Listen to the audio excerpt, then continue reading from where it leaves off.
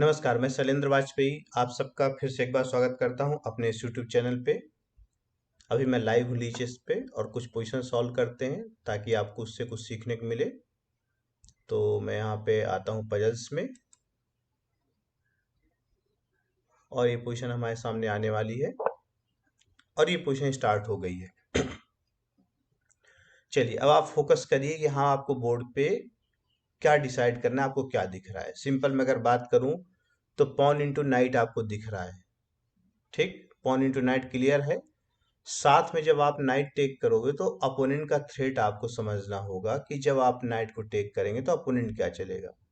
इसके पहले एक बार पीस काउंट कर लेना चाहिए। 3 2 5 3 2 5 बराबर पीस हैं। और पॉन की बात करें 3 3 6 3 3 6 सब कुछ बराबर है। ये नाइट जो F5 पे है ये ब्लैक का वीक पॉन वीक पीस है, ये इस पे अटैक है और ये अभी नियर फ्यूचर में बचने वाला नहीं है, क्योंकि अगर ये हटेगा यहाँ से तो क्वीन पे अटैक है।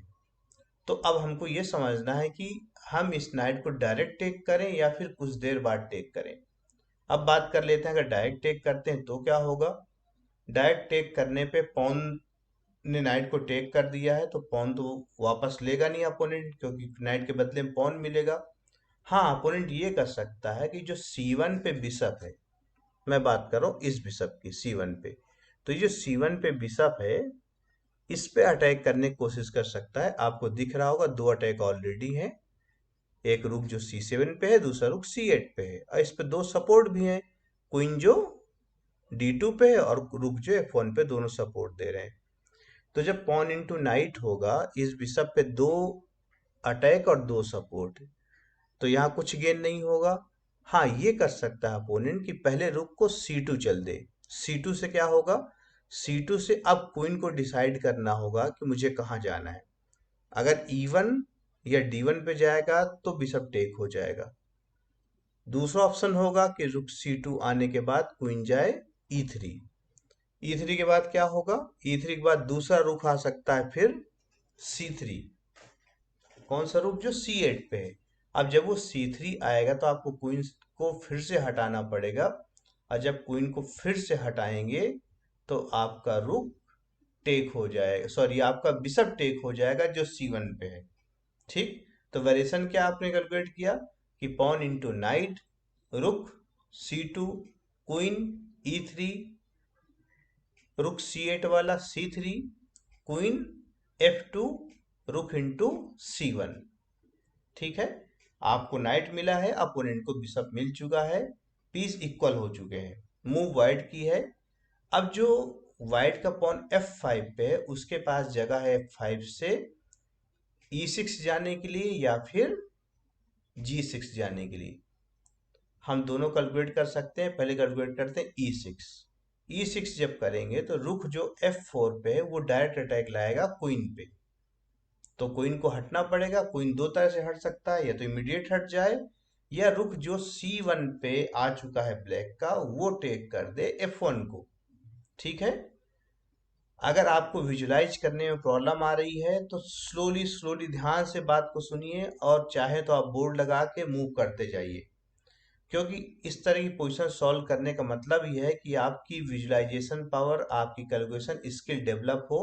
अगर मैं ज़्यादा इसमें हिंट दूंगा या पीस को चल के दिखाने की कोशिश करूंगा, जो कि खैर इसमें पॉसिबल भी नहीं है, या फिर इंडिकेट करूंगा, तो फिर वो जो इस पोजीशन को या इस वीडियो को बनाने का उद्देश्य है वो पूरा नहीं हो पाएगा। तो इस वीडियो जो बनाने का मोटो है ये है कि आपकी विजुलाइजेशन, आपकी कैलकुलेशन स्ट्रांग हो। तो अगर आपको समझने में प्रॉब्लम आ रही है तो थोड़ा सा स्लो चलाइए वीडियो को, पॉज करिए, साथ में बोर्ड लगा दीजिए। तो हमने कहाँ तक कैलकुलेट किया था, पॉन इंटू नाइट, रुक C2, क्वीन E3, रुक C3, C8 वाला, देन क्वीन F2 पे रुक इंटू C1, रुक इंटू C1 पे पॉन इंटू पॉन E6 पे। E6 पे क्वीन हटने के दो ऑप्शन है, या तो इमीडिएट हट जाए तुरंत या फिर पहले रुक को टेक कर दे F1। तो बात करते हैं रुक को F1 अगर टेक करता है तो आप इसको टेक कर सकते हैं क्वीन से या फिर बिशप से। तो बिशप ज्यादा ठीक होगा, इसलिए क्वीन को प्ले मिल जाए तो पहले बिशप कैलकुलेट करेंगे। जब बिशप से टेक किया रुक को F1 पे, तो क्वीन हटेगा। अब क्वीन हटने के लिए क्वीन के पास कई जगह है, जैसे कि E7, और E7 के अलावा ऑप्शन है उसके पास E8 और H6। अब इन सब को हमको वन बाय वन कैलकुलेट करना होगा। तो यहाँ पे बात कर लेते हैं कि अगर क्वीन गया E8, तो E8 पे आपका पॉन E6 पहुंच चुका है। आपका रुख F1 आके चेक दे रहा है वाइट का। चेक देने पे टेक हो जाएगा तो कुछ गेन नहीं होगा। आपका पॉन E7 भी पहुंच सकता है। E7 पहुंचने के बाद उसके सपोर्ट पे रुख आएगा, लेकिन E7 पे भी प्रॉब्लम वही है कि वो वहां टेक हो जाएगा क्वीन से। तो इस तरह की पोजीशन पे आप एक काम ये कर सकते हैं कि जब अगर क्वीन E8 आए तो आप रुक को रखिए F7। अब F7 का थ्रेट है, एक तो बिशप जो B7 पे है उसको टेक करने जा रहा है। कौन सा बिशप? जो अभी B7 पे है, जहां पे मेरा अभी कर्सर है। तो जब B7 को टेक करने जा रहा होगा तो क्वीन इंटू E6 नहीं होगा, बल्कि बिशप बचाएगा। अगर बिशप बचाएगा तो क्वीन F6 आ जाएगा। तो रुक कहाँ पे है? F7। क्वीन कहाँ जा रही? F6। तो थ्रेड कहाँ पे आ रहा है? G7 पे, चेकमेट का। तो इस तरह से ये और अगर यहाँ पे बिशप न बचा के पॉन को टेक करे तब तो बिशप मिल ही जा रहा है। अब बात कर लेते हैं, अगर यहाँ क्वीन E8 न जाके E7 जाता क्वीन, तब भी आप इमीडिएट रुक को लगा देते। कहाँ पे? F7 पे।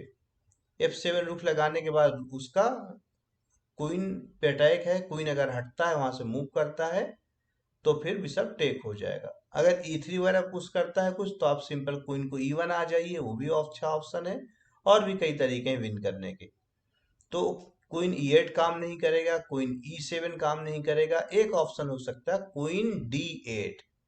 क्वीन D8 थोड़ा सा लॉजिकल मूव है, क्योंकि ये क्वीन को F6 आने से रोक देगा। तो क्वीन D8 पे आप फिर से लगा सकते हैं रुक को। F7 बिशप पे अटैक है। अगर फिर बिशप बचने की कोशिश करता है यहाँ पे, तो फिर पॉन पुश हो जाएगा E7, और E7 के बाद रुक से F8 की चेक आने लगेगी। तो इसका मतलब बिशप नहीं बचेगा। तो वेरिएशन फिर से एक बार मैं रिकॉल कर रहा हूँ, फिर से बता रहा हूँ, ध्यान से आप सुनिए।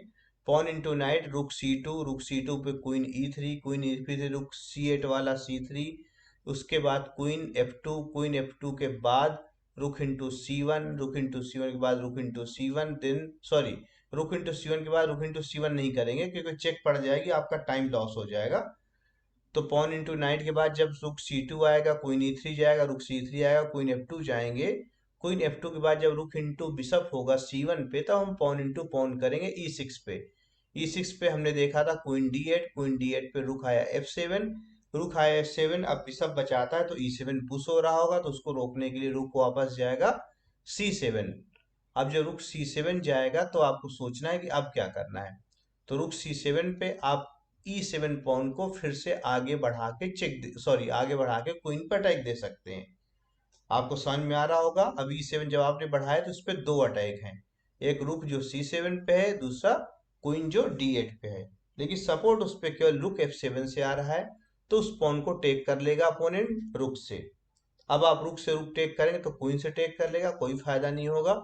लेकिन आपके पास एक अच्छी मूव है यहाँ पे कि जब रुक टेक करेगा E7, तब आ जाएंगे क्वीन को F6। क्वीन F6 आने के बाद रुक इंटू रुक करता है तो आपको क्वीन मिल गई।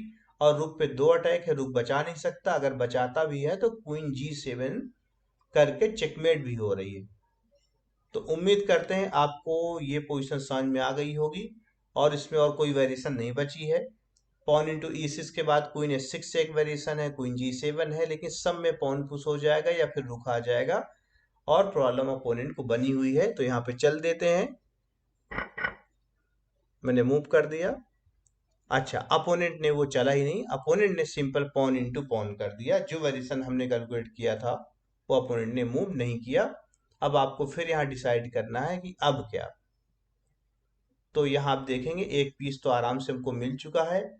अब फिर से यहाँ थोड़ा सा प्लान कर लिए, क्योंकि जैसे इस वेरिएशन में था यहाँ पे इमीडिएट टेक कर लिया, तो हम लोग कैलकुलेट कर रहे थे कि रुक C2 आके पीस बचाने की या पीस बैक लेने की कोशिश करेगा। खैर उसने नहीं बचाया। अब सेम थ्रेट अपोनेंट का आ सकता है, रुक C2 क्वीन E3 देन रुक C3 और बिशप को टेक करना। अगर बिशप B2 हटाते हैं तो काम नहीं करेगा, रुक C2 आ जाएगा और क्वीन बचाने के बाद फिर से बिशप पे अटैक है। और अगर आप क्वीन E3 पहले आते हैं तो फिर रुक पहले आएगा C3, फिर आपको D2 ही वापस आना पड़ेगा, फिर भी सेम चीज हो जाएगी। तो आपको यहाँ टाइम गेन करना है, तो एक तो तरीका ये हो सकता है कि आप क्वीन के लिए स्पेस बना लीजिए। क्वीन की स्पेस कैसे बनेगा कि रुक को F2 जो है उसको बैक आ जाइए। आप क्वीन के ऊपर जब C2 से अटैक आएगा तो आप क्वीन को G5 या फिर F4 ले जाएंगे। एक ही आइडिया हो सकता है जो आपको सोचना है। दूसरा ये सोच सकते हैं आप कि रुक इंटू F5 करके इमीडिएट करें, लेकिन उसमें पॉन से टेक होगा, फिर क्वीन G5 चेक पे रुक आ जाएगा और पिन हो जाएगा। तो ये भी आइडिया उतना अच्छा वर्क नहीं करेगा। और दूसरा हो सकता है कि आप बिशप को B5 ले जाइए, फिर बिशप को B5 से बिशप D7 ले जाइए, D7 के बाद बिशप E6 चेक दें। ये सब एक आइडिया हो सकते हैं, लेकिन मुझे लग रहा है यहाँ पे ज्यादा सिंपल है कि क्वीन को आप बचने के लिए जगह बना लीजिए। मतलब क्वीन को हटने के लिए आप जगह क्रिएट कर लिए बोर्ड पे, तो वो ज्यादा बेटर ऑप्शन होगा। कैसे क्रिएट करेंगे? रुक को पीछे रख के। और एक आइडिया ये भी हो सकता है रुक को H4 रखने का, ताकि रुक अटैक पे भी आएगा। H4 के बाद क्वीन G5 जाएगा, तब शायद हमारा अटैक ज्यादा अच्छा होगा। नहीं, रुक F2 ही रखते हैं, रुक F2। और ये पोजीशन यहाँ पे हो गई सॉल्व।